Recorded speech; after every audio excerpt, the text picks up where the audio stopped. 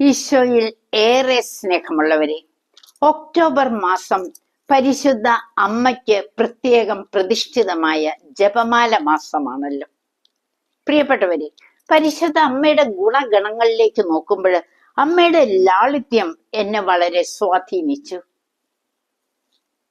ദൈവത്തിന്റെ അമ്മയാകും, പരിശുദ്ധാത്മാവിന്റെ മണവാട്ടിയാകും, പിതാവായ ദൈവത്തിന്റെ പുത്രിയാണ് എന്നൊക്കെ ഗബ്രിയേൽ വചനം ശ്രവിച്ചപ്പോഴ് അമ്മയ്ക്ക് അഹങ്കരിക്കാൻ ഒന്നുമില്ല.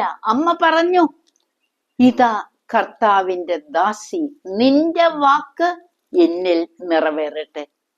വിശുദ്ധ ലൂക്കയുടെ സുവിശേഷം 1-ാം അധ്യായം 38-ാം തിരുവചനം. കുരിശിൻ ചുവട്ടില് അപമാനങ്ങൾക്ക് മധ്യേ നിൽക്കുന്ന ഒരമ്മയുണ്ട്. മൗനമായി ആ എളിമപ്പെടൽ നമുക്ക് മാതൃകയാണ്.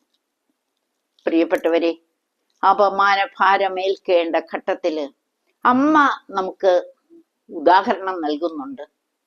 ജീവിതം മുഴുവനും ലാളിത്യത്തിന്റെ ജീവിതം. നസ്രത്തിലെ കുടുംബം സമ്പന്നമായിരുന്നില്ല, വലിപ്പമുണ്ടായിരുന്നില്ല.